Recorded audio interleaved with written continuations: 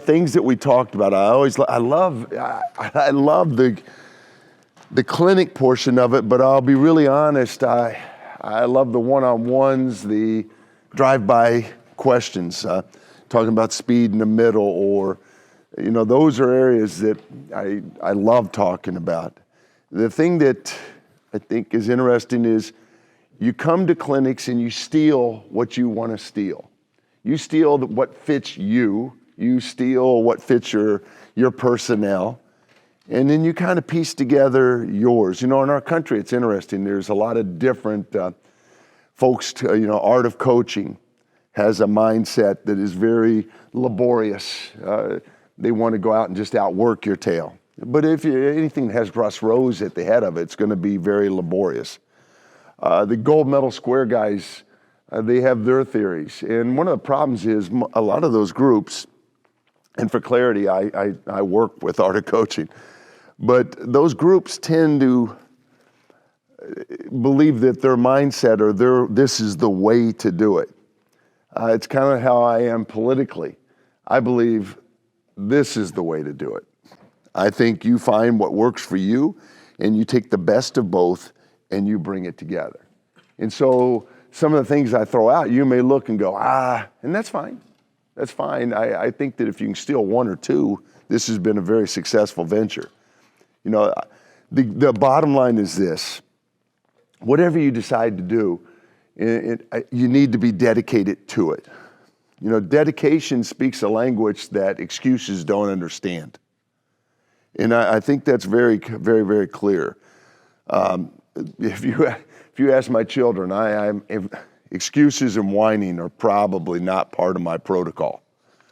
But I do believe that dedication speaks a language that excuses don't understand. And I think that if you can get to that point, you can do some of the things you want to do. This morning, I'm going to talk a lot about practice and things that you need to do, that you need to think about, principles that you need to adhere to if you're going to get where you got to go. And it's really not as hard as it looks. I had a great dinner last night, and I thank you guys very much. And one of the things we were talking about, one of the biggest misnomers is that you got to be a player. I was blessed, and I had a really good career, and it was wonderful. My career as a player did very little to turn me into the coach I am. I will tell you this, the people that were most beneficial on my growth as a coach were the worst coaches I had, because I made the decision early and often that I will never do that, or I will never be this. And so some of the worst coaches I had are the people I owe the greatest things. If you remember Michael Jordan's Hall of Fame induction, Michael Jordan invited the coach that cut him in high school to his Hall of Fame induction and made it very clear that this man may have been the greatest catalyst for success. And so understand that if you played the game, the one thing you were benefited from playing the game is you saw really bad volleyball at times. If you never played the game, you benefited from the standpoint that you have a very clear understanding of what you want. You don't have any of these little things distracting you. You just pick and choose from these type of clinics or the coaches that you admire what you want. And it's a different approach. If I'm from a club setting, I want really good people. As I told you, Dave, I want really good people. I want good people with character. I want people with dedication. I want people with energy. And I want people that just want to love to coach. That's what I want. I'll teach you volleyball. That's the easy part. The hard part is finding really good people. And so good people get their ass out of bed on a Sunday morning to come listen. That's what good people do because they're interested in what's going on. They want to get better. And so that's what I enjoy the most about what we're doing. Practices. Understand that practice, the question I get asked the most are, what's the difference between your great teams and your good teams? They'll ask that every time. Any interview I've ever done, what is the difference between the best teams you've ever coached and the others? Here's the difference. The difference between the best and the next group is the guys that were the best I'd ever coached. The difference between what they said they would do and what they were willing to do was thinnest. That's it. So you'll have those groups and go, Coach, I want to win a championship. All right? If their work is symbolic of winning a championship, it's right there, you'll get home. If their words and their will are totally different, you're screwed. Does that make sense? And so that all evolves in practice. That's part of the practice evolution. So things that I think make practice work. You know, we always talk, the worst adage in our world is practice makes perfect. That is the worst adage. Because, you know, that is akin to if I walk down the hall before a huge math exam, and the whole time I'm running through my mind, 2 + 1 is 4, 2 + 1 is 4, 2 + 1 is 4. I'm practicing my butt off. But you and I both know that 2 + 1 is not 4. But I'm practicing. So practice doesn't make perfect, perfect practice does. And so every night, that should be your goal. Come out, plan the perfect practice. Ways to do that. Pace. One of the places I say good coaches get derailed quickly is pace. Let's be very honest. Society is a different society now than the society I grew up playing in. It is. We can argue, and let's not get derailed on that, but it is. And so you look, attention. The attention span of society now is much less than the attention span of society was. And part of it is, in my society, I had no distractions. It was easy for me to sit and listen to someone speak for 30 minutes without doing because I wasn't used to distractions. I didn't have this. Think about it, if you're over the age of 50, you had to wait till Saturday afternoon to watch the one baseball game that was on TV a week. Now I could watch 15 baseball games a day if I wanted to. That's how it works. In those days, you became a fan, football-wise, of the team that was closest to you. Because that was the only game that was ever on. That was the only information you could get. And so we live in a totally different world. So if they're distracted, you got to be quick, man, and you got to hit it and get it, right?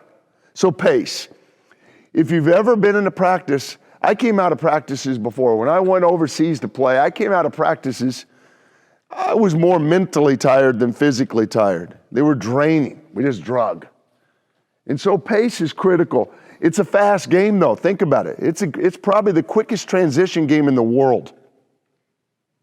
So why would we train the quickest transition game in the world in a slow manner? You're teaching kids to play this real methodical game that doesn't exist because this is chaos at its best. And so if you're going to play in chaos, you probably need to train in chaos. And so I think the things that I want to think about. Training at game speed. So a lot of coaches will train things in a very slow, muddy version, and then everything gets fast as heck on the court, and people freak out. Players freak out, coaches freak out, parents freak out, because everybody's lost. Everybody's spinning in circles. If you train it very slow, then you better find people that play it very slow or you're in trouble. We were discussing just a minute ago that one of the things we do very well is we play very fast. We create a lot of anxiety amongst teams because of the speed and the rapidity of how we play. And I want to dare people to come play our speed. And that's kind of what our forte is. But we never get rattled by the speed of an opponent because what we do in the day in, day out gym is fast. And we're used to reaction. And so training at game speed is important. If you have those kids that just freak out when it gets going fast, your job is to make it so they don't freak out. That's true. You're supposed to make sure that they don't freak out. The only way to guarantee that is to do it at a speed, the maximum speed they could see it at. The other reason I go at pace is I maximize reps. I'll be really honest. I will, in 2 weeks, I have a thing I call friendship training. I invite my best friends, and they run some of the best teams in the country. I'll have 10 teams come down from Canada. I will show them, Ted, everything we do. And my coaches always get irritated at my club. Why would you give them the blueprint for everything we do? Well, brother, I can give you the lyrics. And now I'm just going to give you the lyrics, and let's see if you sing the song better than I do. The lyrics don't matter. It's how you sing it that matters, right? How many times have you heard certain songs sing totally different ways and they're even better? I'll give you all the lyrics, but you got to sing it. And so that's kind of the principle here.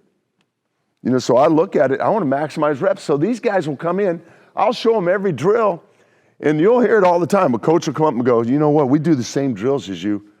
You guys are getting 20, 30, 40 more reps per drill than we are. Well, that's a little bit of its discipline. A lot of it is rote or just repetition. But I also demand it. People ask all the time, how do your kids play that hard? I ask them. I ask them to. You know, and then I stick with it every day. I ask them to go faster, and then every day I stay with it. If they're slow on Tuesday, I remind them that we want to go fast. That's it. We want to go. We want to get reps. So you'll go with pace to get more reps than your opponent. It's a built-in conditioning program. I don't worry a whole lot about conditioning, I'll be honest. I'll be very honest. You know, Kate and I were talking this morning coming in. She used to bring this group, international group, to our friendship weekend. And she said by Sunday morning, they would come up to her and go, hey, Kate, what is going on here? You know, and I said, it's amazing. Most of those guys, everybody just ends up getting hurt. These mystery injuries because they just can't go anymore. You know, and I want to go at a pace that is hard and fast because I don't want to spend time. I would rather condition you in a tough passing drill or a tough defensive drill where we're getting better at volleyball and conditioning as opposed to taking 30 minutes to work on conditioning. You know, I have no interest in doing a Zumba class in the middle of my practice. I want to get better on the court. And so if you want to condition, just go faster and harder, pace. It maintains the focus. Remember yesterday I told you about the lady who covered the clocks with towels. And that was her way of fixing the fact that it was boring. You know, don't give them a chance to be bored. You know, I'm going to go, and if we're going at a pace, you tend to forget that breathing's optional. You know, we got to go. And it maintains focus. If you're constantly on the go, focus is not an issue. We tend to drift when coaches are talking to one player. We tend to drift when things are methodical and slow. Now, I'm not saying I don't slow certain things down. You have to. But I'm saying for the most part, you want to be on the go. You want to keep people moving. You want to keep people invigorated. Maserati body, you go mine. It's probably my favorite comment that was made several years ago. A good friend of mine looked, and I said something. I said, man, I said, what's the story with that kid? It's about a 6'3" kid. Kid was chiseled. You're just going, that kid is big, strong. That kid, I said, what's the story with that kid? And he looked at me, he said, Maserati body, you go mind. If you know, Maserati is a elite sports car. Yugo was a car that was put out several years ago. If you're going, I never heard of it, there's a reason. There's a reason. It was just, his comment was, she's got all of the talents, but she doesn't have the processing ability to put it together. And I believe that processing ability, I like the comment, but I hate the fact that people would just give up. You know, you can fix that. Maserati body, Maserati mind would be beautiful. And I think we can do that, but we got to be persistent and we got to drive. And so a couple of quotes that were interesting. If your head is moving, your feet are not. We've all seen it. There was a young man that I remember growing up with, and he was as good a basketball player as you will ever see. He still holds the record for free throw percentage in the state of Kentucky. He was an incredible player. Had there been a three-point shot in those days, he would be the all-time leading scorer in the state of Kentucky. This young man took his talents to college and never played a second because he couldn't get his shot off at the next level. He was a catch, gather, square, step, shoot guy. And at the next level, it's catch and shoot. And so that processing between what you see and what you do, that gap in between, for some people, they see and do very quickly. The guys that are really good see and do and don't sit and think in the middle. So what you got to do as a coach is eliminate all of that thought process so it becomes repetitious or rote and they just do it. The only way you can train that, kids can't play fast until they can think fast. And so whatever they perceive has got to immediately be turned into action because it's that gap between perception and action that's killing you. And so you've got to teach it in a way that it's expected to be fast. And you do it over and over and train speed to work right. And so I agree with that. If you have to stop and think, you're not doing it fast. And so fix that. That's your job. Anatoly Tarasov was the czar of the Soviet Union hockey program. One of the things, and it may even be in this room, one of the things that is amazing for me right now, I used Michael Jordan earlier. I speak all the time in clinics, and the number of people that look at me quizzically when I say Michael Jordan is troubling to me. It hurts my heart. I've got to be honest. And if we want to have a sit down at lunch, I'll explain to you without doubt why Michael Jordan was the greatest basketball player ever. And you can bring your LeBron thoughts to me and I will have a great conversation. I have this. It's probably one thing I'm more well-versed at than volleyball. Anatoly Tarasov is another burden or pain point in my life. I have to explain to all of these camps I do what the Soviet Union was.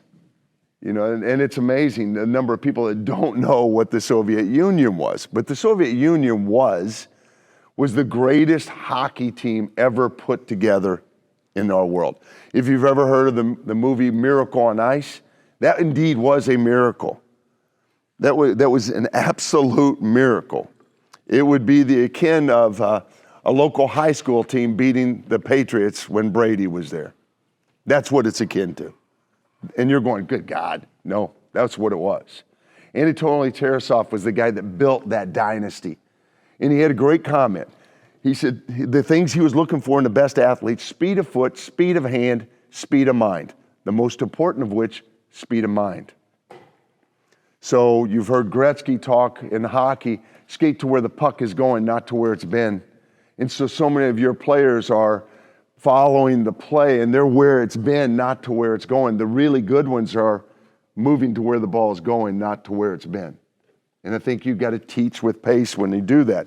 The more pace you create, the more their minds evolve, and that's where great volleyball is built. With pace, so your biggest concern was, okay, we go really fast. Well, speed without control is a wreck. That's a bad thing. So we can go fast, but we can't go fast and have precision until we've really worked on that. We all learn to drive primarily in a driveway or a parking lot. None of us learn to drive on the interstate. And that's because you got to understand how to control speed. And so precision has to come. Don't sacrifice precision. But the second part of my practice is always going to be about precision. You know, and I wrote, ask for what you want, and what you want is what you ask for. Close doesn't count in my world. If you were watching, if you watch practices, for instance, any ball that is passed to a target has to be caught. I don't want balls bouncing on the floor. Safety. Safety is one reason. Precision is another. And then lastly, think about this. If the ball bounces on your side of the court a lot, it's not a very good dinner. Because you don't want balls bouncing on your side of the court during game. Let's don't let it happen during practice. I watch a ball pass and a kid lets it bounce and picks it up. No. Literally, you'll see kids diving under the net to catch balls because I don't want balls on the floor. Like I said, safety, mindset, whatever you want to call it. I want precision. I want every ball passed and every ball caught. If it's a horrible pass, well, you two can take that up. If you had to run your little butt off to catch it, you may want to talk to your partner here. But I want them caught. And it's one of those principles that I put in play right off the bat. First day, we're catching every ball. And I want precision. As a coach, precision is the difference between coal and diamonds. You think about it. Diamonds are coal, just pressure. Coal that gets pressurized, condensed, and driven turns into a diamond. The separate, and think about coal. If you've ever been around coal, I grew up in Kentucky, for God's sakes. I've seen coal. Coal is a dirty, filthy element. It's just a rock. Diamond, well, you pay a little bit of money. And so its only difference is the pressure that is placed on and held. It's the only thing that separates it. And pressure forces some to break records, others to break. You got to figure that out. But pressure is the key to precision. So I want to have speed, I want to have pace, I want to have precision on everything I do. But like I put here, be demanding. People don't need buddies, they need teachers. It's true. That is very, very true. And that's a point that you got to adhere to. Passion. I think this is the separator. When I look at the coaches that I truly appreciate within my own program and others, it's passion. I look at some of these guys that I'm blessed to get to speak with. Terry Liskevich was our national team coach, one of the greatest coaches in the history of the game. Russ Rose, the most successful college coach of all times. John Dunning, if Russ Rose was the most successful, John Dunning second. And those are guys that I spend a lot of my weekends with. But it's amazing. These guys are 70, 80 years old, and man, they love volleyball. They will still be the guys at a table going, you'll talk, no. They'll take the ketchup bottle, put it right here, give me the mustard, put the mustard right, and that's how you sell. That's how we block. When I need more ketchup bottles. But their passion's crazy. And I think if you don't have it, just don't do it. Just don't do it. Get in a book club. Do something else with your life. Because if you don't have passion, you're never going to draw it out of others. I hear guys all the time talk to me, well, my team doesn't play hard. You don't go hard. You show up and you just walk through this thing. If you want your team to go hard, then you go hard. I tell every coach I ever talk to, when I watch teams, what I'm watching is you watch a team play defense and you can tell everything you need to know about that coach. If a kid's willing to let a ball go, that's a coach that really has no interest in precision or it doesn't go hard. If the team plays soft or doesn't go, it's a direct reflection on the coach. Out of all the skill sets in the game, defense is the greatest reflection. That is a mirror for a coach. If your kids play hard on defense, I'm digging what you're doing. If your kids don't play hard on defense, I'm excited to play you. I'm excited because that's where it's at. And defense takes no ability, right? I mean, you look at it, defense takes as much ability as it does for go stand on the corner, on the side of the interstate and jump out and see if you can get hit by a car. That's defense. Get in front of the ball and get lit up. I'll constantly tell I got a little girl right now. The other night, I was watching her in tryouts and she looked, I said, I love that, man. I love you. I love what you do. And she said, what did you like most, Coach? I said, you just crawled in the belly of the beast and got lit up. Kid just hammered her, blow up. I said, that's what I want. I said, now do that every time. Do that every time. We got us a winner. And she said, I'll do it every time. I said, I know you will, baby. I know you will. That's passion. Don't be afraid to say what you love. Don't be afraid to say what you want, right? I learned long ago there's a huge difference between like and love. There's a huge difference in like and love. Like won't get you home. It will not get you home. Love will. Love will. And I think you got to understand that. Like, probably the first real girlfriend of my life, man. We had a great time. And I remember going to her house on Christmas Eve, and she shook me up. She looked and she said, Mike. I said, yeah, Janelle. She said, I love you. I said, Janelle, you know what? I said, I like you a lot too. That was the last Christmas I ever spent with Janelle. That's on me. That was on me. I learned a big lesson that night. Like and love. That's what my biggest argument with social media is. Why in the hell would you call them likes? If they're really special, you should call them loves, right? Love is passion. And if you love the game, if you love working with people, if you love people getting better, it'll show. You don't have to tell it. It just happens. Passion and love, it offsets the grind. Let's be honest. If you're out here going hard, you got to have something that offsets that. That's hard work for these guys. Throwing their bodies on the floor, getting hit with 80-mile-an-hour balls, you barking at them. That sounds pleasant, doesn't it? You remember there was an old mantra, and this is true. It was in the ships, the slave ships of old, and it said, the beatings will continue until morale improves. That's a great existence, isn't it? The beatings will continue until morale improves. That makes me sick. It just makes me sick. The whole thing makes me sick.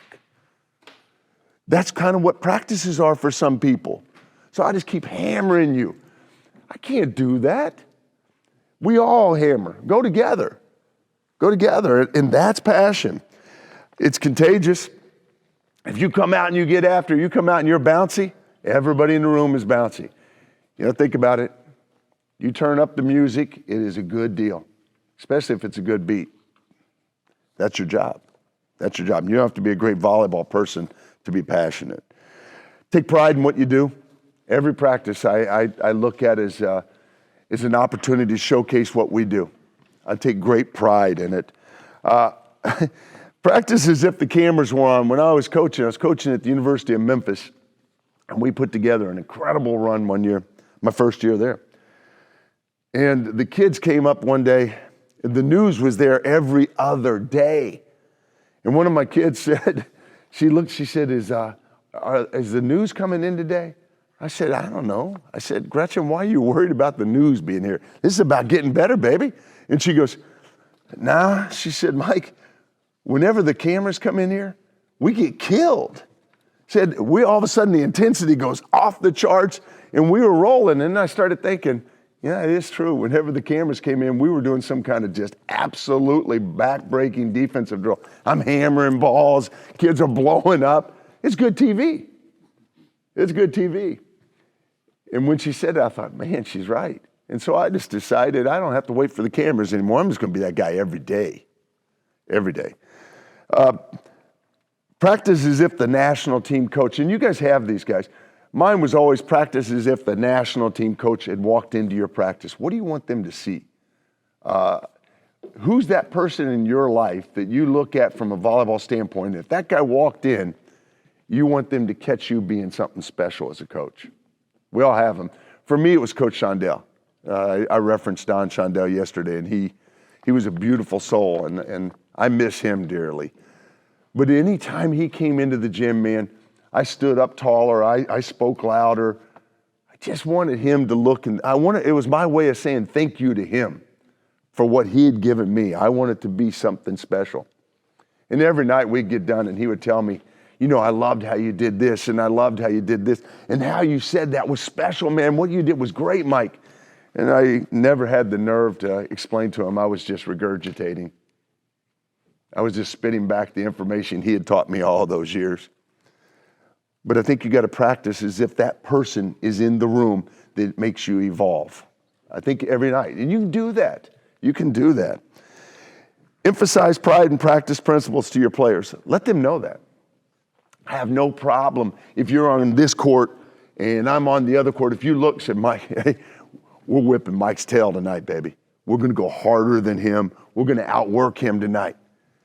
We're the better team. You know, my first year back in club, it was amazing. It was late in the season. I alluded to it yesterday, and I came in and I was coaching a twos team at Montana. I'd just been the coach of the year in college, and I got a 15 twos team. And my kids looked, and they were smart enough to understand it. They looked, and they were kind of going, what team are we? They asked us, and I said, what do you mean? They said, are we the ones team or the twos team? Because they were confused. How is this guy coaching this team? I said, we're the ones team. No one knows it yet. They just don't know it, but we're the ones team. And that team evolved and beat the ones team because of that. But take pride. Take pride in what you do. Don't challenge your kids to whip the team across from them. Challenge your team to be the loudest team in the gym. Challenge your team to be the first to water and first back on the court. Let them know that's what we do. That's what we do. And I think that's important. And you can't be afraid of it. Hardest workers in the country. You know what? I didn't say we had to be the best team in the country. That's hard. Hardest working team in the country, that's a controllable, right? And we control that. I can't control if they're 6'4" or not, but I can control how hard we go. Challenge them to do things that are controllable. Don't drive them crazy. You know, you're looking at your middle one, she's 5'7". She can't be 6'4", baby. She just can't be. But she can't outwork the 6'4" kid. You got to sell that principle, because what's going to happen in life is these young ladies are going to run into, and young men are going to run into scenarios where they are up against it. They are. You know, I heard a great comment the other day, and it's really, it was refreshing. That in the United States of America, a study was just given that by the year 2062, there will be gender equity in the U.S. That's thrilling, isn't it? That's thrilling. And let me know how your grandkids feel about that, because I'll be long gone, 2062. So if you're sitting here against odds, 5'7" against 6'4", let's teach them they can win that battle now, because you got battles coming that are just as formidable. That's what this is about, man. This is about preparation at the end of the day. If you think it's about banners, you're going to be really disturbed. You know, banners are, for me, when I look at banners, that's like dying of thirst and drinking salt water to quench it. It ain't never happening, baby. You're not getting home. You're just going to be thirsty. But if it's about process and teaching kids to do things they're not capable of or they don't believe they can do, and getting them prepared for what's coming next, that's what's important. That should be your driving force. If you can teach a young lady or a young man that it doesn't matter if you're 5'7", you can prevail, then you got something going for you. And once again, you don't have to be a volleyball guy. You just have to be a quality human being that is looking and motivating. Game-like. Your practices have to be game-like. Remember I said yesterday my high school basketball coach told me, I told him I was a gamer. He told me how you practice is how you play. He was right. I was wrong. But your practices have to be game-like. It has to be a dress rehearsal. That's why we call it practice. You know, practice means that you're preparing for everything that's coming. And the more like the game your practice can be, the better you are. So, intro to practice. I said yesterday, my intro to practice, focus, notes, quotes, go. Your practice, intro to practice should rival your pregame speech. Your pregame speech, it should. I said 3 things I want to focus on. In a match, you should give them 3 things. You tell them 4 things, they're going to forget 2. I'll just go 3. So 3 things to focus on, what our goals are, what our mindset is, and we go practice. It's the same thing as a pregame speech. Make your pregame and your intro to practice very similar, so the kids get used to that. If you have a very laissez-faire intro to practice and then you're like bravado in your pregame speech, your kids get confused. Well, what happened to the calm guy? Now we get psycho coach. You don't want that. Just be the same. 1st to 10, I talk about this a lot. That quick mentality, quick start mentality is critical to your existence. And so you want to always open the practice with something that's going to really make that a big deal. And so I want to get to 10 before you, and I got to get on it every single day. And as I alluded to, if you win 83% of the sets doing it, then I think it's worth practicing that way. So every practice starts the same way you want the game to start. If you look and say, my team is a very slow starter, and you'll see it sometimes. You'll see a team that always gets down 6-1. Always. You need to go back and reflect on your practice principles if that's the case. Because if it's 6-1, it may be because we have this lackadaisical approach to the start of practices. It could be. They will do as they're trained. And so I think that's critical. The mentality, your practice mentality should rival your game mentality. And I wrote on there, it's that Jekyll and Hyde thing. You'll see it all the time because the spotlight is on you as a coach when you're in games, not necessarily in practice, in games. That's where their parents aren't sitting there clapping during practice. They are during games. And you are a focal point. So how you react is how your kids are how unnerved they're gonna get. If I am very calm in practice, I probably need to remain calm in the games because it'll alter my kids. If I am very verbose or vibrant in practice, then I've got to be the same in games. I got to. You can't let yourself become Jekyll and Hyde based on what's going. I practice like my hair is on fire. I coach like my hair is on fire. There is no difference. There is zero difference in regards to how I go. And that's not because I actively think about it. It's how I'm wired. Blame my parents. I don't know, but that's how I'm wired. And so I do what I do. You know, I remember growing up as a kid in Kentucky, and Rick Pitino came to coach the University of Kentucky. And suddenly, all of these hillbillies, all of them, were wearing suits. All of them were wearing suits. Everybody's got coats on, they've got vests on, like Rick Pitino. Like, come on, you guys were wearing overalls last year to coach, and now all of a sudden you're wearing suits. You know, no. You don't have to mimic, you be you. You be you, do what you do.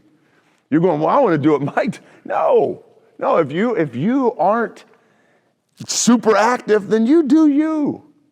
And I tell our coaches that all the time. You just figure you out. Segmenting your practices. I told you yesterday, we do 3 segments in our practice. I'll go 45 minutes, water. 45 minutes, water. 45 minutes. 3 segments. And oftentimes after the first segment, I'll bring them in, we'll break for water, and I'll go, give me a feel on that. Did you win that segment? Did you win that segment? And if they say yes, I said, let's win the next 2.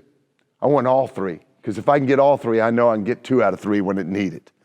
If we lose that segment, and times they'll look, we weren't very good, Mike. I said, all right, then we got to win the next 2. We got to be better in the next 2 segments. You got to give me a win. And they'll look, and it just creates an awareness. But we play 3. If I'm a high school coach that plays 3 out of 5, I just make it a 5-segment practice. But I'm going to segment this thing like it's a match because I need to practice the match. Water breaks. Our water breaks, our guys will have water with them.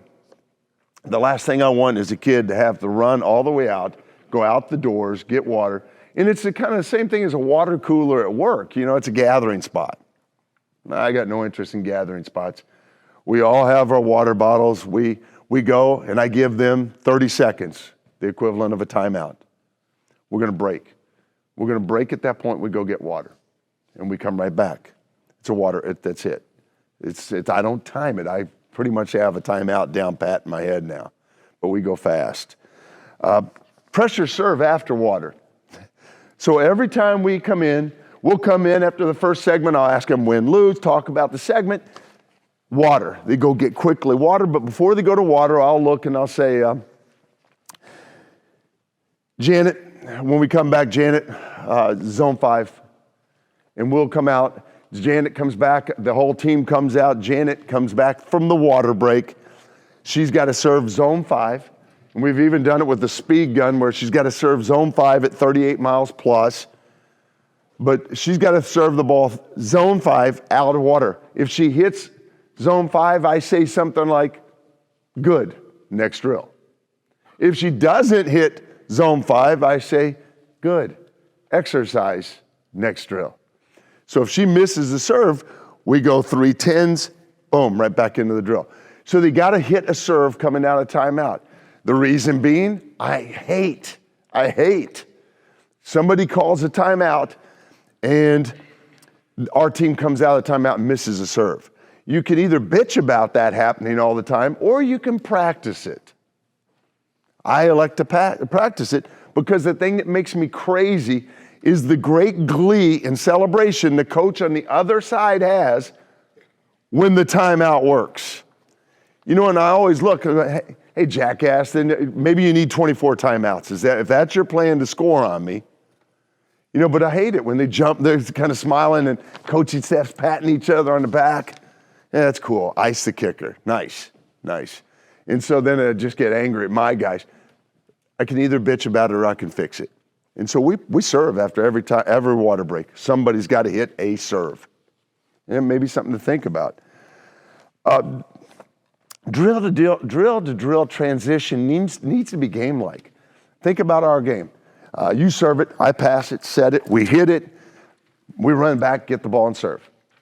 That's kind of how it goes, right? I've been around it a little. And so why do I watch? I watch sometimes in drill to drill. Coach gets it out. Okay, we're going to go to the drill where we're going to put some guys, give me some guys in the middle back, give me some guys in the left, give me a setter up. Give me some guys chopping over here. We're going to hit the B off of this. Or I could look and go triangle passing with a big B. Every drill should have a name, and every transition should be quick. You should not have to explain every single drill every single time. The transition from drill to drill to drill has got to reflect the transition from serve to pass to serve to pass. It's got to. If you're going to practice the game properly. I want to play the game before we get there. And this is one of what. The closing wrap. The closing wrap, and I'll talk more about this when we get into game management. The closing wrap has got to be very similar to what you do at the end of the game. Some of us at the end of the game are, you replay the whole game. You know, and if you shanked the pass and set one that cost us, I'm going to dwell on that shank for a while. And if you got a nice kill that got us to game 3, I'm going to hit on that a little bit. If you made a service error that really sent us down the river, I'm going to probably talk. No. Figure out your closing wrap. You know, was it good? Was it bad? But regardless, we're going to get better. You know, your closing wrap should be very similar to how you close matches. And so after each match, there has to be conversation. That culminates the learning. The matches are about learning. So you need something that culminates the learning episode that just occurred. If there was something you saw that you really liked, you know, you're talking to your kids about, hey, you know what I liked tonight? Where there was no back-to-back errors. You know, back-to-back errors will kill us, and I love the fact that we got away. We didn't finish this thing, but I like the fact that we no back-to-back errors tonight. Let's start with that on Thursday. We're going to get better at this. And in regards to back-to-back errors, you want to figure out what hurts your team the most? Back-to-back errors. They start hemorrhaging points. We've all coached that kid that gets aced and is still kicking the ground after they get aced, and then they make another mistake because they're still reliving the last mistake, especially with 12-year-olds. But that's an issue, right? You know, if you turn in... If you watch the Big Ten Network, you'll see a little girl named Kylie Murr. Kylie Murr is the best libero in the Big Ten. She just now, last night, she became the second all-time in the Big Ten history in digs. She'll be one of the first-round draft picks of the new Pro League. She's a phenomenal kid. You know what's really neat about Kylie Murr? She was the most cannibalistic kid I'd ever coached in my life. Ever. So much so that I gave her a bracelet when she went away to college based on something I said to her every night.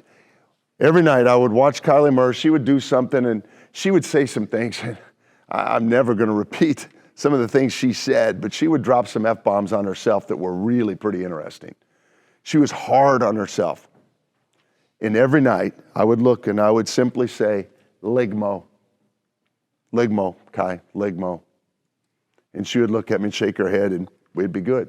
So I got her a bracelet when she went away to college. It simply said Ligmo, L-I-G-M-O.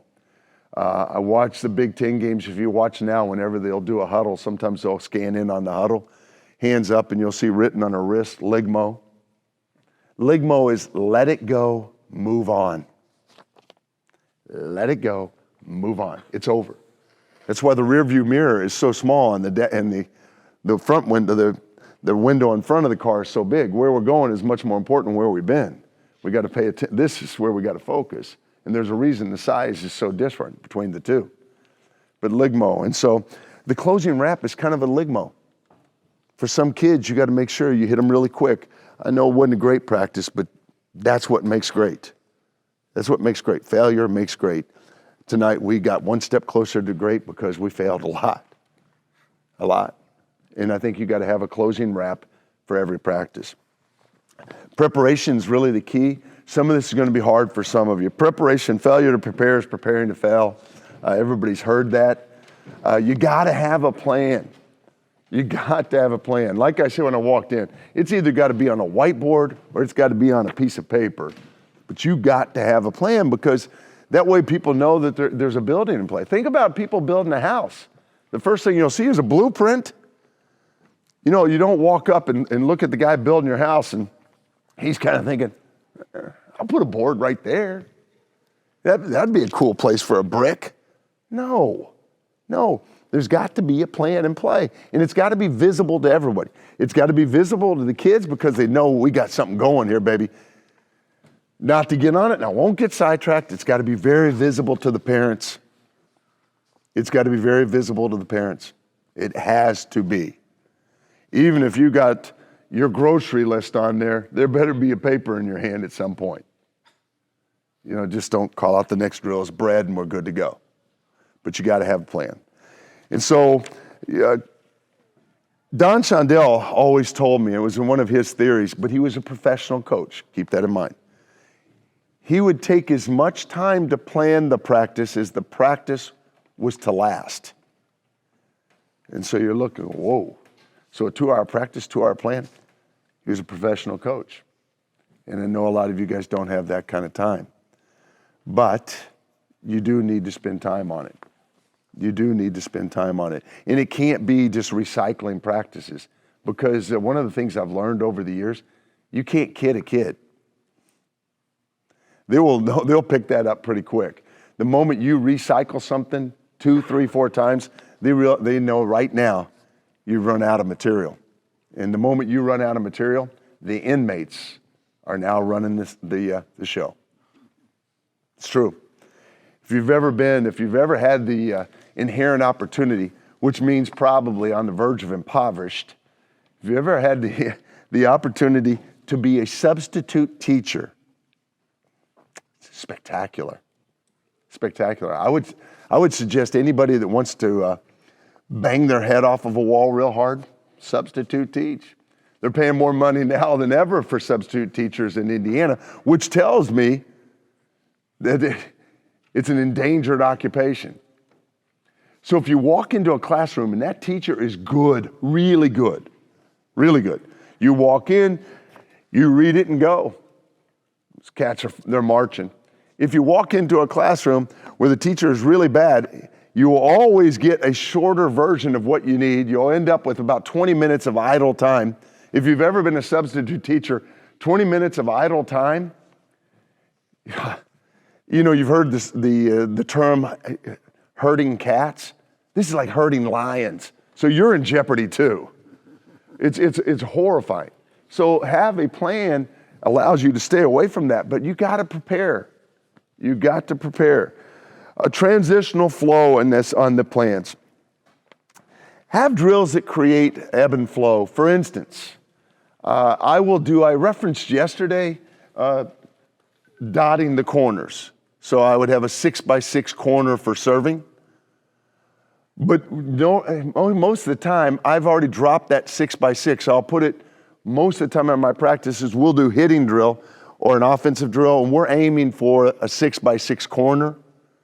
And then my next drill is, I'll end always with the serving drill. At the end of each segment will be a serving drill, and it happens to be in that same 6x6. So I don't have to stop and drop dots. I tend to make it segue to the next drill so that things that you're using equipment-wise, you don't have to stop, run, and get it. You just transition from drill to drill seamlessly because you have everything in place. And you got to give some thought to that.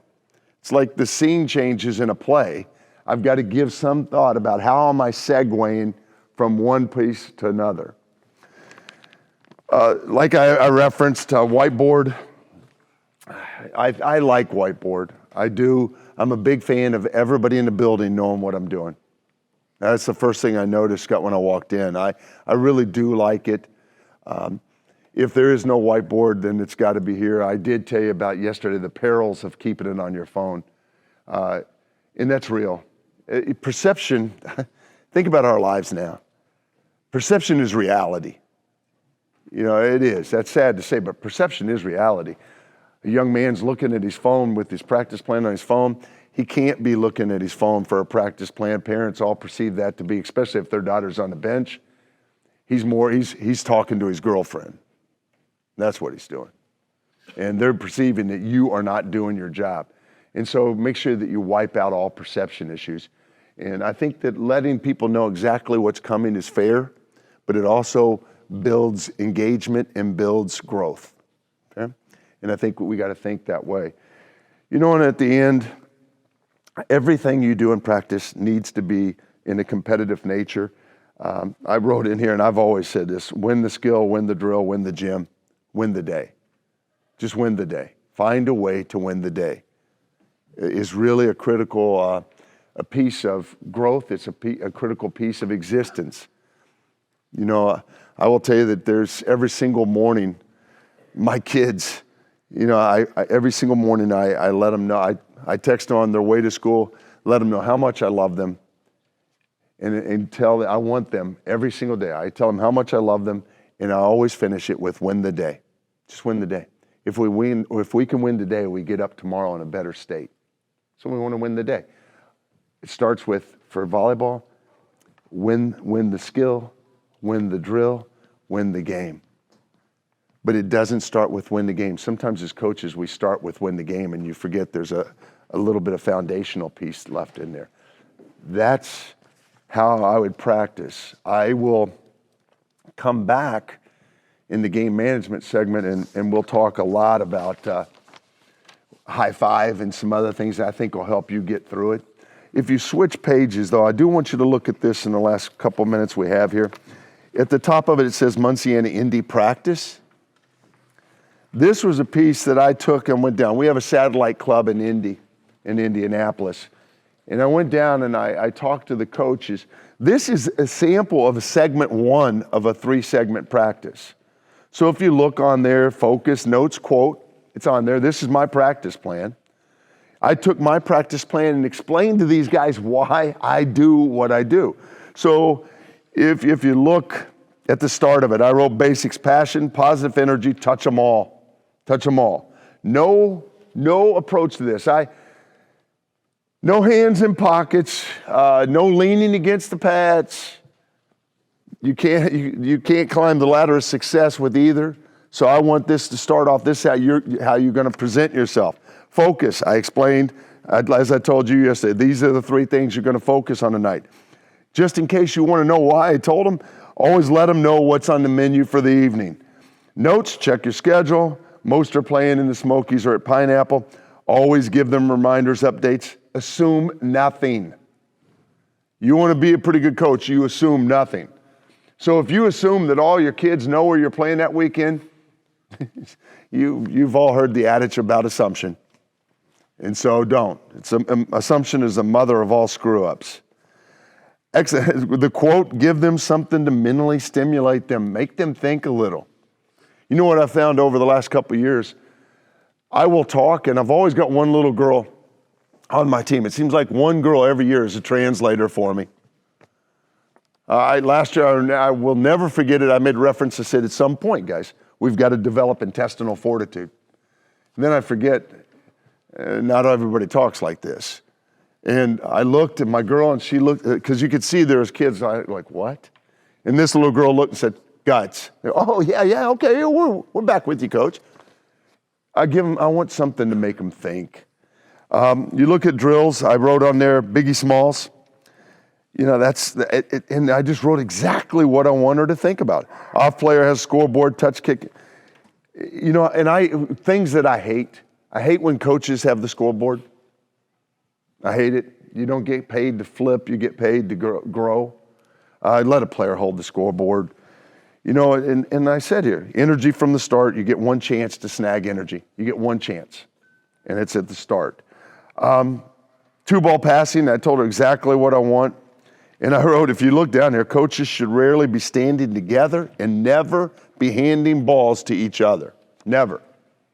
Last thing I need is a kumbaya moment between the two people that are supposed to be running the drill. And usually if I'm handing balls here, you know what we're doing? We're talking. And we're usually talking about how one kid is just trashing our drill. You know, in our business, we call him DK, drill killer.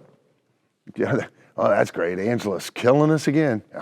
Yeah, Angela sucks. We're supposed to make Angela better. So get away from each other and let's get to making Angela better.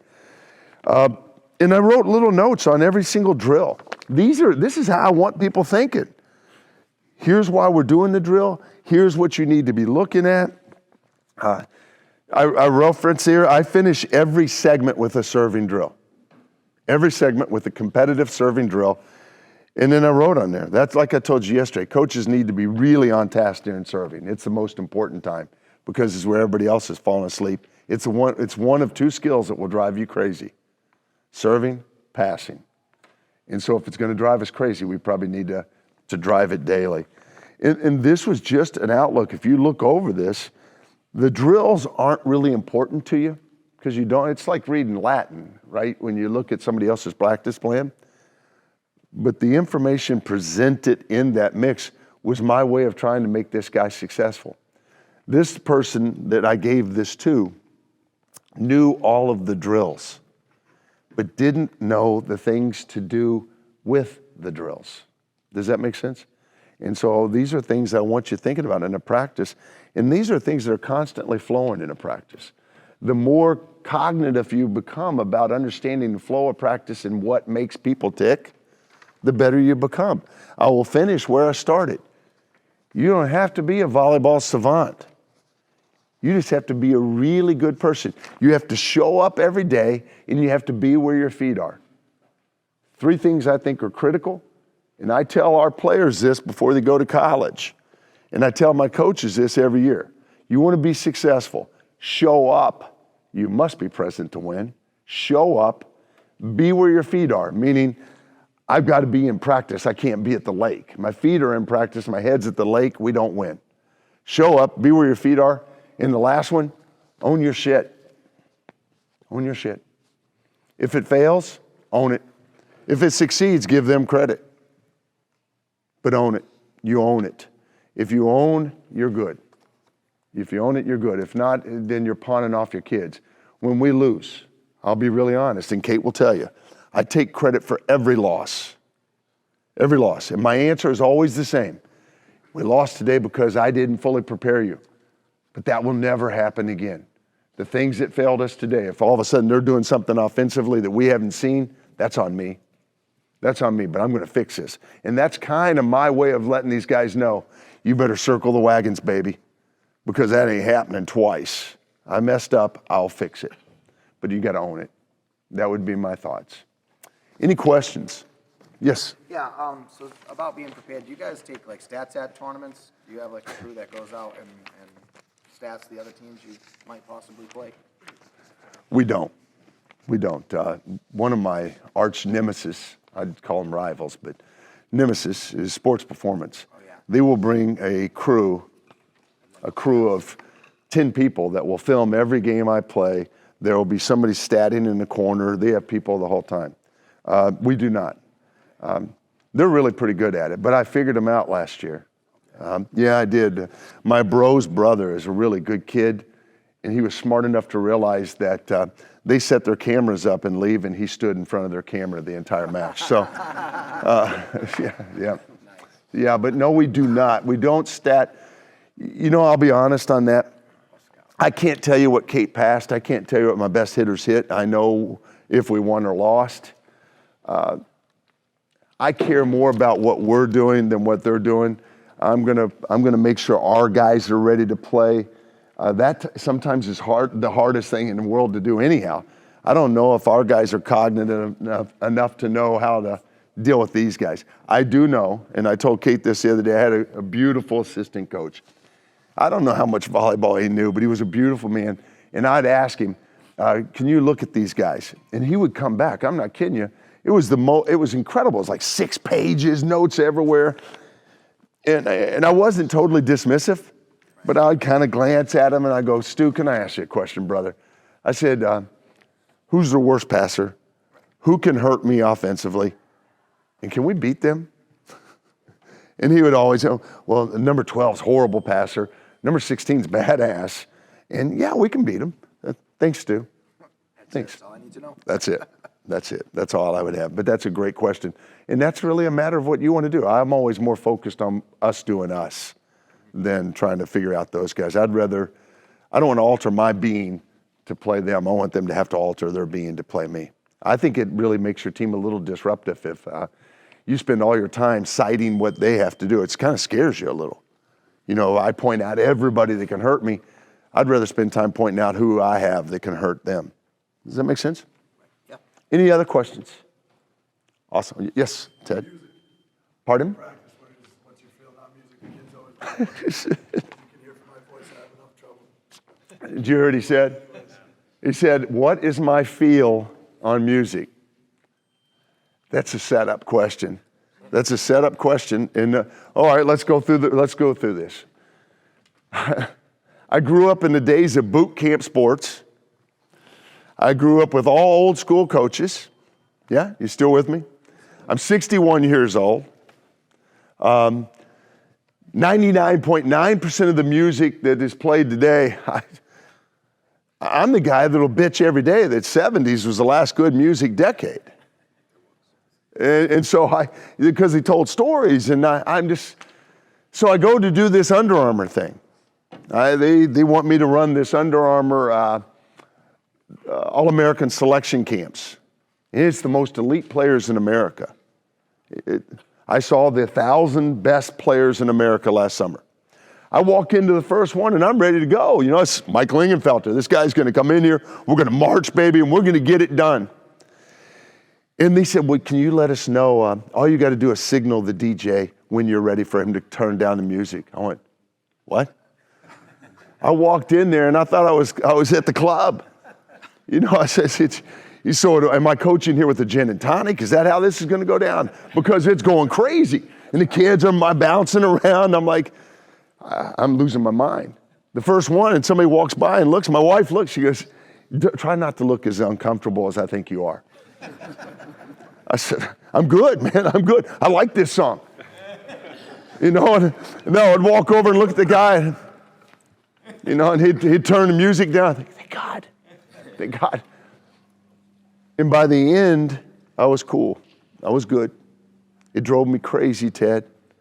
That was different because it's an all-American camp, and so they're being graded. If I'm coaching, it's got to be a little tamer for me. It's got to be a little lower. And the key, I got to have the button.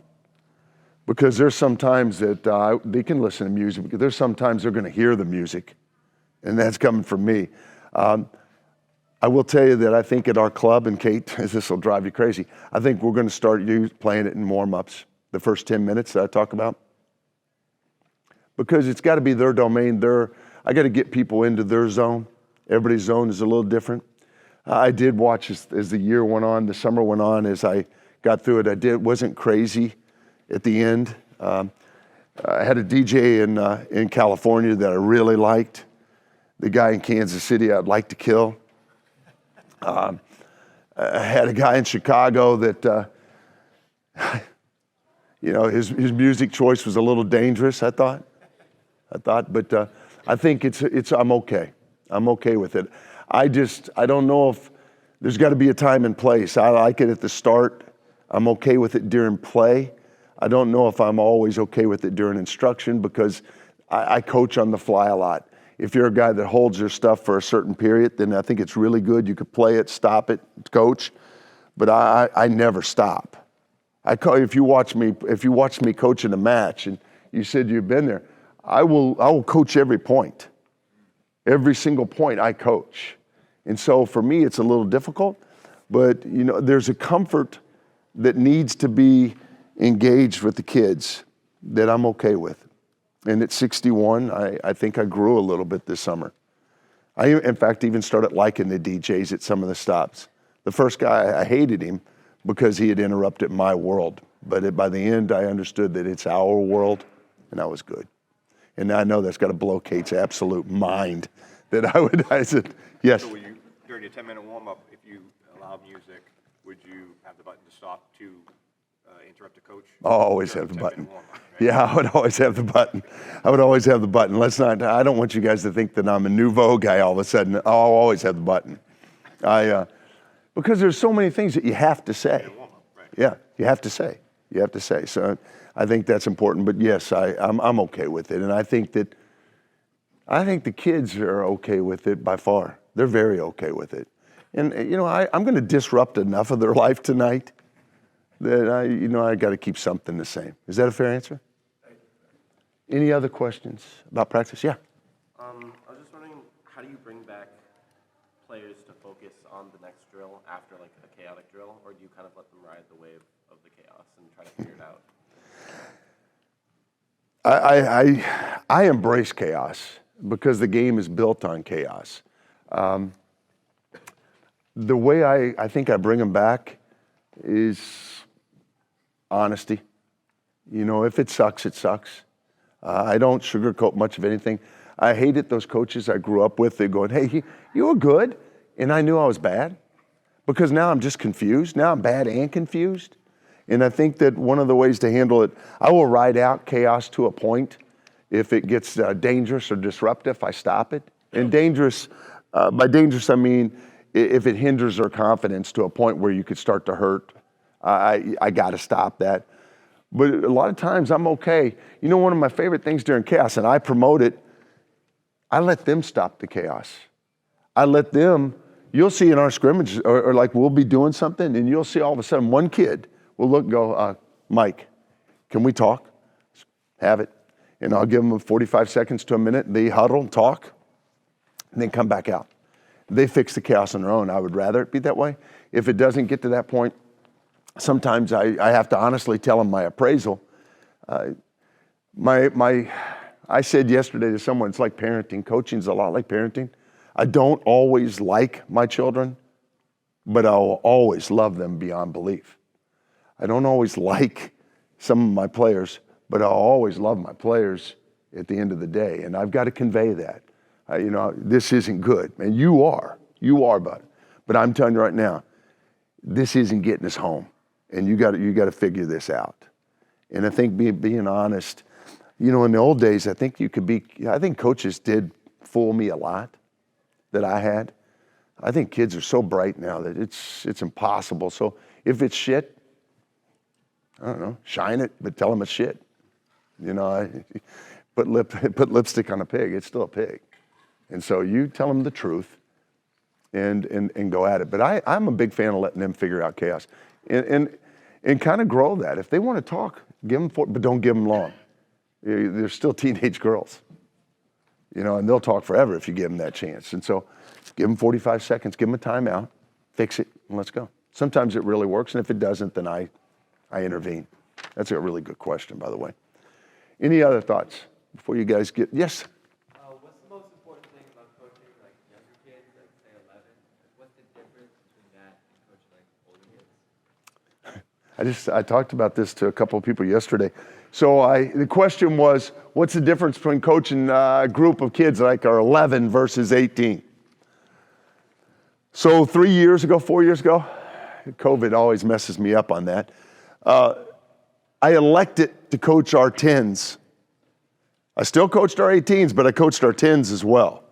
And I coached our 10s because I wanted to learn how to use my words again. 18s is a lot of management. I'm just managing bodies. 10s, I'm trying to express, trying to get them to love the game, and I'm really teaching a lot more. The difference in expectation, none. I expect the same from 10s. So if I want my 18s to catch every ball, I want my 10s to catch every ball, or at least grasp the concept. Think of it this way. 10 through 14s is like dating. You with me? I think you guys say, I think you guys call it talking to each other, but dating, we're talking. I never get that, but that's cool. So 10 through 14 is dating. You still with me? 15 to 16 is the age group in which we get married. 17 to 18, we're trying to decide whether we want to get stay married or get divorced. That's your club. That's your entire club. So think back to your question.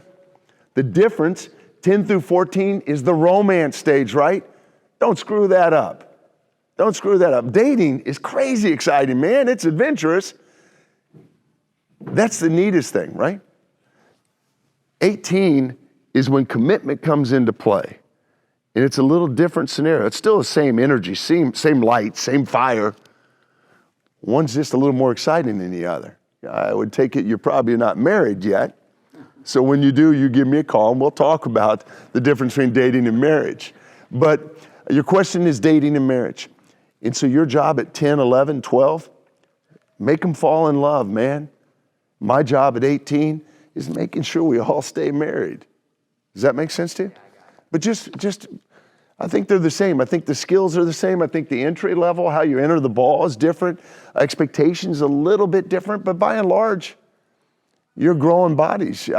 Your job is the most important job in the club. We talked about this last night. Your job is the most important job. If you can make kids fall in love, man, you did your job. And just tag it on to somebody else and let them hope they don't screw it up. You think about it. Everybody that's ever gotten divorced at one time, they were in love, right? Or at least thought they were. Your job is to be that guy. My job is to make sure we stay in love.